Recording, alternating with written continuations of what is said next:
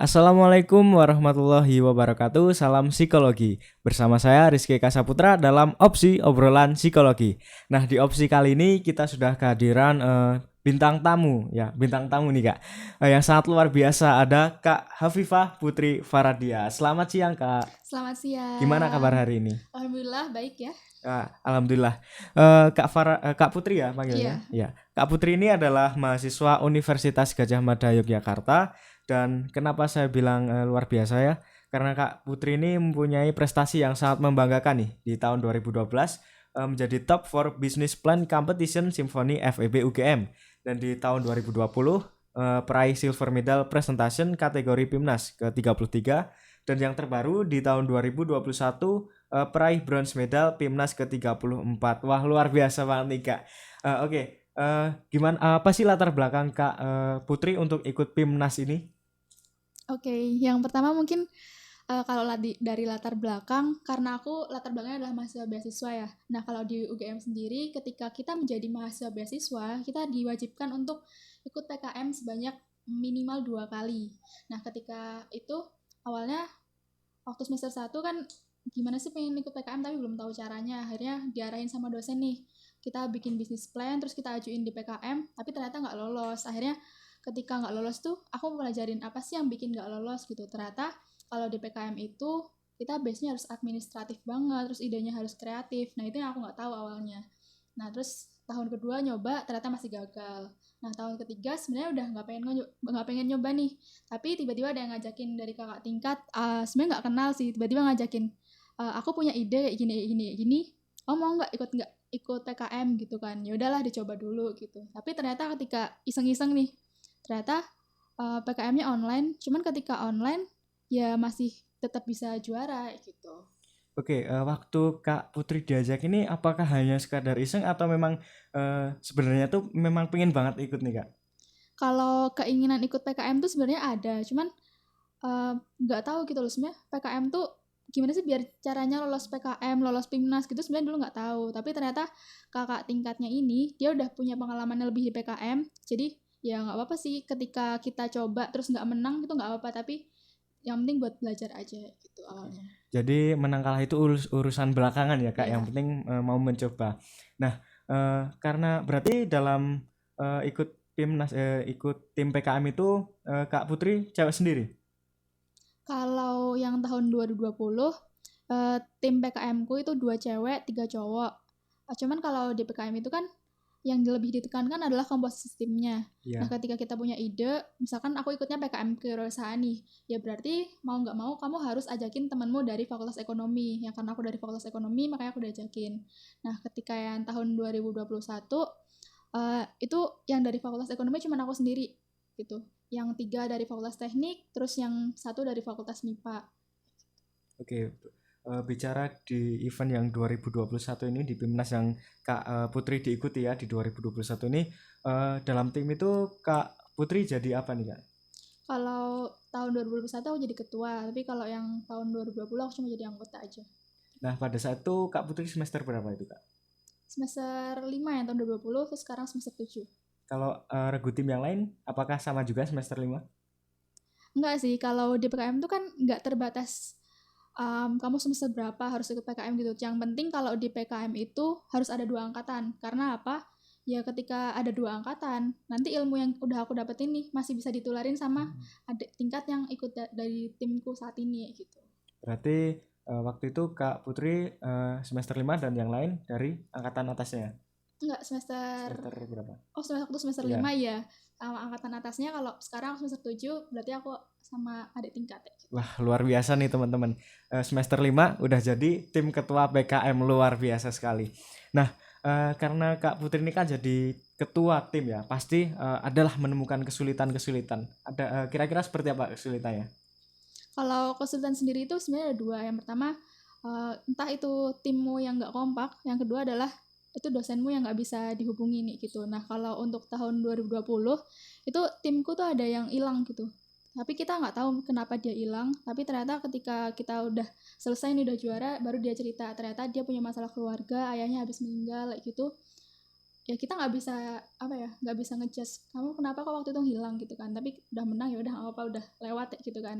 Nah pas tahun 2021 ini kesulitan adalah dosennya yang hilang, jadi benar-benar ketika alhamdulillahnya timku kan tim yang kompak gitu ya, jadi Iya. ketika udah nggak ada bimbingan dari dosen ya itu masih bisa berjalan ya gitu, kita sambil tanya-tanya sama kakak tingkat, tanya-tanya sama pebisnis lain ya gitu. Oke, tadi kesulitannya adalah kekompakan tim. Nah, itu gimana sih cara membangun kekompakan tim itu, Kak? Kalau membangun kekompakan tim sendiri itu yang pertama adalah harus bangun chemistry sama kekeluargaan sih. Kita harus bikin budaya kerja yang kekeluargaan, kita harus sering kumpul gitu. Tapi ketika tahun 2020 kan online tuh ya, ya kita kumpulnya cuma lewat Google Meet, lewat Zoom gitu. Tapi ada satu momen yang benar-benar hamin seminggu Pimnas, kita benar-benar kumpul satu tim, kita benar-benar intensif buat latihan presentasi, terus latihan tanya jawab, itu selama 1 minggu berturut-turut. Nah ketika tahun 2021 itu kan PKM udah dilaksanakan secara bauran gitu kan, Iya. ya udah rapat masih bisa kita jalani secara online lewat Zoom, lewat Meet kayak gitu, tapi ketika eksekusi produknya, eksekusi jualannya itu kita kerjain secara offline gitu. Oke. Eh, kira-kira penting nggak sih, Kak, kalau kita harus bertanya kepada yang lebih, mungkin ada teman Kak Putri nih, angkatan atas yang pernah ikut PIMNAS, itu penting nggak kalau kita belajar dari dia gitu? Nah yang jadi penilaian penting di PKM adalah kita jangan selalu merasa bisa gitu, jangan selalu merasa unggul, tapi kita harus selalu merasa aku tuh nggak tahu apa-apa nih, aku pengen belajar dari kakak tingkat yang ini. Kita harus berani, misalkan kita nggak kenal ya, kita perkenalan dulu, yang penting tuh sopan, beretika gitu. Nah, berarti kita harus tetap mau belajar terus-menerus ya, Kak. Jangan Mm-mm. pernah berhenti belajar. Oke, di samping kesulitan tadi yang sudah disebutkan, kalau dari diri Kak Putri sendiri, kesulitan apa yang dihadapi?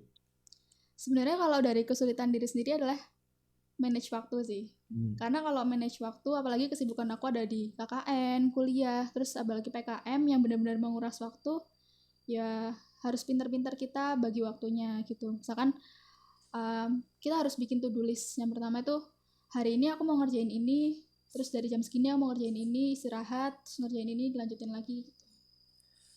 Kalau dikata capek, capek nggak, Kak, sih? Capek nggak, Kak?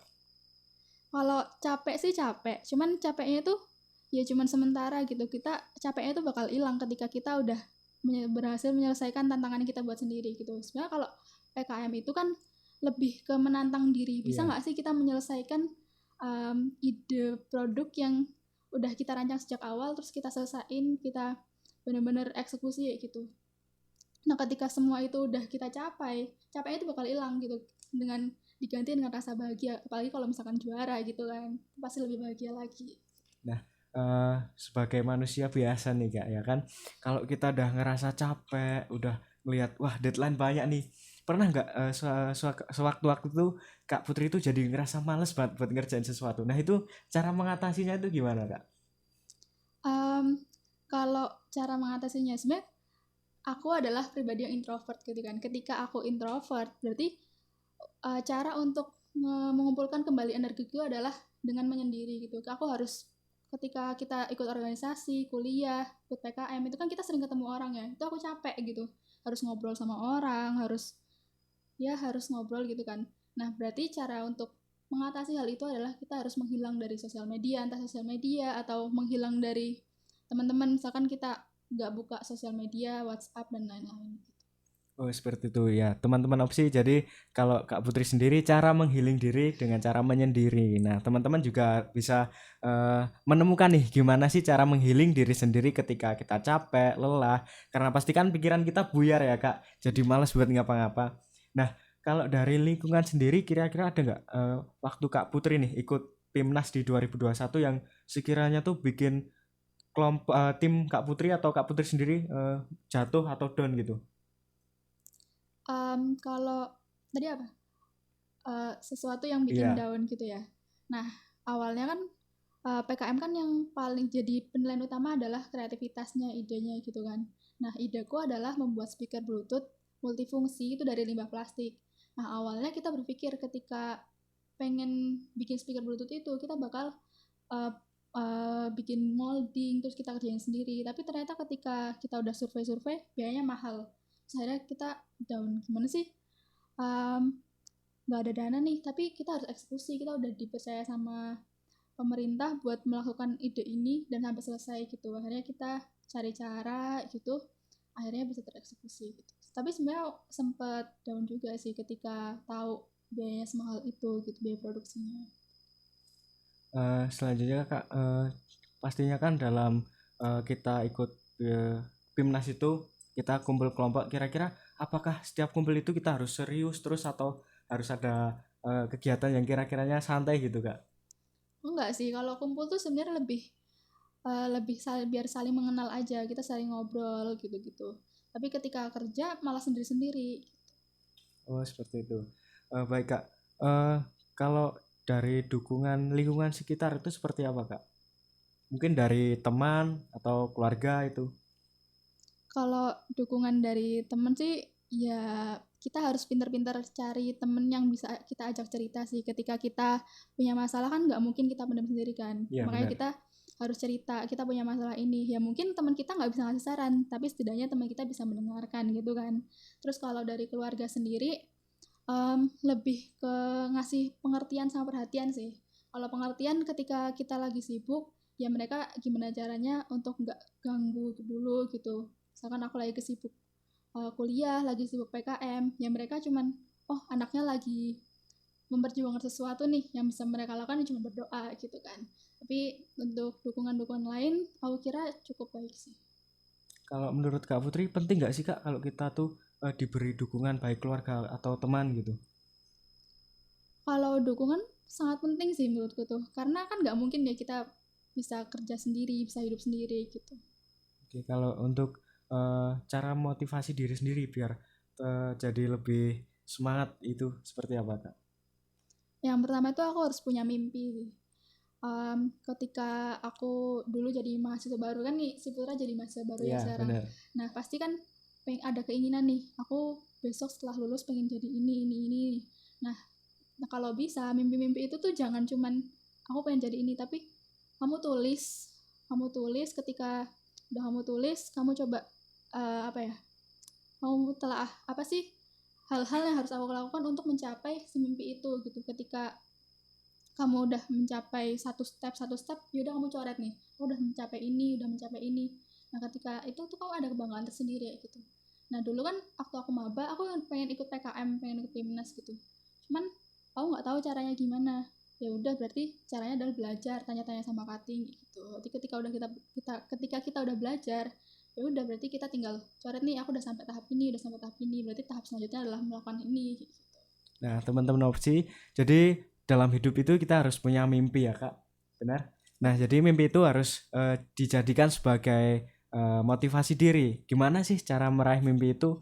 Nah kalau Kak Putri sendiri dan tim, kalau untuk memunculkan ide itu gimana sih Kak? Apakah sulit? Oh iya, sebenarnya kalau di PKM itu kan yang paling penting adalah kreativitas. Gimana produk entah itu di PKM kewirausahaan, PKM PM atau PKM yang lainnya itu adalah kreativitas. Kayak apa sih yang membuat ide kamu tuh beda sama produk yang udah ada atau ide yang udah ada sama ide sebelumnya ya gitu. Nah, jadi yang bisa kita lakukan adalah amati, tiru, modifikasi atau yang kita bisa singkat ATM gitu kan. Kita bisa cari tahu apa sih ide-ide yang udah dilakukan sama kakak tingkat sebelumnya gitu, atau kita juga cari ide itu kan bisa muncul di mana aja gitu kan. Ya kita misalkan udah ada ide terkait kamu tadi produknya apa? Tadi saya lebih ke pemasaran ya Kak. Iya, Pemasaran produk produk makanan makanan gitu iya. kan ya. Nah, berarti kita harus cari tahu nih produk makanan yang udah ada misalkan saat ini tuh apa strateginya. Nah, kita berarti harus cari strategi yang lain ya gitu. Oke, nah teman-teman opsi, jadi kita tuh jika ingin memunculkan ide itu bisa dengan ATM ya, amati, tiru, dan Modifikasi. modifikasi. Nah, kalau dari lingkungan Kak Putri nih, apakah lingkungan sekitar baik di universitas itu mendukung untuk Kak Putri entah itu belajar atau meraih prestasinya? Kalau dari dukungan universitas itu cukup baik sih kalau di aku. Karena apa? Ketika kamu pengen ikut suatu kompetisi, ikut suatu penelitian, kita coba cerita dulu ke dosen nih, kita punya project ini, kira-kira menurut ibu atau menurut bapak bagaimana sih ide ini? Kan kita pasti dapat masukan kan. Nah, ketika udah dapat masukan, pasti nanti diarahin. Ketika kamu ikut PKM-nya penelitian nih, ya berarti nanti kamu bakal dikasih fasilitas berupa laboratorium kampus kayak gitu. Terus misalkan kewirausahaan pun kita juga dikasih fasilitas buat mempromosikan produk lewat akun Instagram kampus misalkan gitu. Nah, berarti peran kampus itu juga sangat penting ya Kak untuk mendukung prestasi tersebut. Nah, eh, kalau untuk Kak Putri nih, kira-kira eh, gimana sih eh, mencari peluang untuk ide produk tersebut bisa laku di pasaran? Kalau peluang ya, jadi yang pertama adalah kita harus sesuai pasar. Apa itu sesuai pasar? Jadi kita punya ide, kita tanyain dulu ke orang-orang terdekat kita. Misalkan aku punya ide gini, menurut kamu bagus nggak idenya? Terus kamu punya masukan apa nih? Nah, setelah orang yang kita tanyain itu kayak menerima, oh produk kamu bagus nih, bisa dimasuk ke pasar. Setelah itu kita baru lakukan survei pasar. Survei pasar tuh kita cari kayak di marketplace, misalkan Tokopedia, Shopee gitu-gitu. Kita analisis nih, produk yang udah ada kayak apa sih, yang diminati masyarakat kayak apa sih gitu. Nah, ketika kita udah tahu, ya kita berusaha membuat produk yang diinginkan oleh masyarakat gitu. Nah terus gimana sih produk itu biar nggak sama yang lain? Ya kita harus punya ngasih value lebih gitu. Karena produkku adalah produk speaker Bluetooth multifungsi dari limbah plastik, ya maka value yang aku angkat adalah orang-orang yang terlibat, yang punya concern, punya perhatian terhadap isu-isu lingkungan. Jadi tujuan pasar kita tuh nggak cuma mahasiswa yang suka speaker Bluetooth atau powerbank aja, tapi orang-orang yang yang peduli akan masalah lingkungan, terutama sama plastik kayak gitu. Oke, tadi kan produk Kak Putri itu speaker Bluetooth dari limbah plastik. Nah, itu dalam pembuatannya itu memang dari tim Regu membuat sendiri atau ada pihak-pihak lain yang ikut andil dalam pembuatan itu? Nah, sebenarnya tuh awalnya ketika nyusun proposal itu kita niatnya pengen buat sendiri nih, pengen nyari sampah sendiri, pengen ngolah sendiri. Tapi ternyata ketika udah dihitung-hitung kok biaya produksinya mahal nih, kita nggak bisa nih sampai kayak gitu. Akhirnya kita cari cara nih, kita harus cari vendor yang bisa mewujudkan produk yang kita impikan gitu kan, buat speaker Bluetooth untuk pertama kalinya. Terus akhirnya kita survei, itu ada vendor di Surabaya. Nah itu tuh bikin olahan limbah plastik, cuman limbah plastiknya itu cuman jadiin papan kayak talenan atau cuman jadi tatakan gelas gitu. Nah kita pengen bikin inovasi baru, apa sih yang kita bisa kembangkan dari produk itu gitu. Akhirnya kita bikin produk elektronik kayak gitu. Kira-kira kalau menjalin kerjasama dengan vendor itu kesulitannya di mana, Kak? Lebih ke komunikasi sih. Waktu itu kan aku hubungi sekitar bulan Juli Agustus itu kan masih marak-marak ke PPKM ya. Nah itu padahal dananya udah turun, terus dari pihak universitas juga udah memburu kayak kapan nih produknya jadi gitu kan. Tapi dari vendornya sendiri ternyata masih libur karyawannya, jadi kita harus masih nunggu sebulan gitu baru kita dapetin produknya. Oke, jadi kalau komunikasi itu jadi salah satu hal yang penting ya Kak. Lalu kalau di tim Kakak itu apakah semua anggota itu tipe-tipe orang yang bisa berkomunikasi atau mereka agak sulit gitu? Kalau komunikasi ini sih lebih tergantung kepada masing-masing individunya. Kayak kita kan ketika kita membentuk suatu tim pasti ada pembagian tugasnya kan. Kalau di PKM kewirausahaan itu yang pertama ada tim produksi sama tim marketing. Kalau tim produksi ya mereka fokusnya ke produksi aja, berarti mereka harus komunikasinya sama pihak yang terkait dengan produksi produknya. Tapi kalau tim marketingnya itu kita harus pintar komunikasi sama channel yang bisa mempromosikan produk kita gitu. Jadi tipe-tipe komunikasi kan beda gitu. Oke, setelah meraih bronze medal PIMNAS nih dengan produk speaker Bluetooth dari limbah plastik ya Kak. Itu apakah sekarang produknya itu masih berjalan atau sudah vakum? Kalau dari segi bisnis sebenarnya udah jalan ya. Cuman karena saat ini kan kesibukan dari tim sendiri, ada kesibukan kuliah, kesibukan KKN, dan itu apalagi sekarang dilakukannya secara offline gitu kan. Jadi ketika kita pengen di waktunya itu sama bisnis itu agak susah, karena untuk membangun bisnis itu kan harus totalitas gitu kan. Nah ketika kita nggak totalitas di bisnis, otomatis ada trade off entah kuliahnya yang keteteran atau bisnisnya yang keteteran. Jadi saat ini bisnisnya masih vakum dulu gitu. Seperti itu. Ada nggak Kak vendor-vendor gitu yang melirik produk Kakak terus ada keinginan bekerja sama dengan Kakak? Sebenarnya udah ada vendornya. Hmm. Bukan vendor sih, lebih karena target pasar dari produkku itu kan komunitas pencinta lingkungan. Oh iya. Jadi kita tuh sebenarnya udah hubungin beberapa komunitas kayak pencinta alam seperti pendaki, terus orang-orang yang pengolah limbah plastik gitu kan. Tapi ketika kita udah hubungin dan mereka bersedia, kendalanya ada di kita. Karena kan produksinya masih produksi mandiri. Jadi ketika untuk memenuhi pesanan yang mungkin bakal banyak banget gitu ya, kita belum mampu gitu. Oh seperti itu. Kalau target pemasaran itu setelah memenangkan medali itu banyak atau membludak nih? Sebenarnya kalau permintaannya tuh banyak, ya cuman karena tadi kendalanya ada di kita, di tim kami gitu kan. Jadi untuk sementara waktu kan produksinya masih vakum. Jadi untuk kedepannya itu kita itu pengen bekerja sama vendor yang bisa memproduksi produk kita tapi sesuai dengan keinginan kita gitu. Berarti kedepannya ada keinginan untuk melanjutkan produk tersebut ya Kak? Oke, waktu itu kalau dari cara pemasarannya itu seperti apa Kak? Kan kita tahu nih kondisinya kan masih pandemi seperti itu. Nah, kalau pemasarannya tuh kalau di bisnis itu ada yang namanya B2B sama B2C. Kalau B2B itu tuh lebih ke bisnis to bisnis. Jadi bisnis to bisnis tuh kita memasarkan produk tapi sama bisnis itu dipasarkan lagi gitu. Nah, itu kita lebih menyasar ke komunitas pencinta lingkungan gitu. Kita email terus kita hubungin lewat Instagram gitu-gitu. Tapi ada yang namanya B2C. B2C itu business to consumer. Berarti kita itu menjual produk secara dengan personal selling. Kayak kita menawarkan langsung kepada orang-orang terdekat kita, terus orang-orang yang potensial untuk membeli produk kita gitu. Pernah nggak selama membuat produk tersebut kelompok kakak itu mengalami kegagalan seperti itu? Terus jadinya kayak nggak ingin ngelanjutin lagi produk itu? Kalau kegagalan sendiri sebenarnya lebih ke teknis ya, karena produk kan produk elektronik gitu kan, produk yang emang butuh ketelitian, butuh detail yang cukup tinggi gitu. Nah, gagalnya adalah ketika waktu itu salah masang port, terus habis itu salah motongnya, jadi lebih ke ini sih, biaya produksinya yang berlebih ya gitu. Oh seperti itu.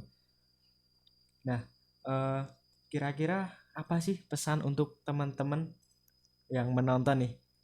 Pastinya kan yang menonton nih banyak nih, mungkin dari ada maba juga yang ingin berprestasi seperti kakak. Oke, untuk pesan buat maba khususnya psikologi di UMB ya ini ya. Ketika kita punya mimpi gitu, yang pertama hidup itu harus punya mimpi gitu. Ketika kita udah punya mimpi, kita harus berusaha untuk mewujudkannya. Gimana cara mewujudkannya? Ya kita harus bikin step-step kecil. Gimana sih cara untuk mewujudkan mimpi itu? Dan yang pastinya kita harus meminta dukungan dan juga diiringi dengan doa juga dan juga usaha.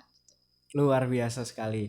Nah, teman-teman Opsi, pembicaraan kita kali ini cukup membuat saya maupun pasti teman-teman nih merasa termotivasi sekali nih Kak untuk lebih berprestasi dan meningkatkan kualitas diri. Nah, untuk teman-teman Opsi mungkin nanti setelah ini teman-teman bisa jadi lebih aware dengan diri kalian sendiri. Jadi gimana sih caranya kita meraih cita-cita, terus gimana kita nggak hanya kuliah aja. Kalau istilah UMP itu kupu-kupu, kuliah pulang Sama gitu. Sih.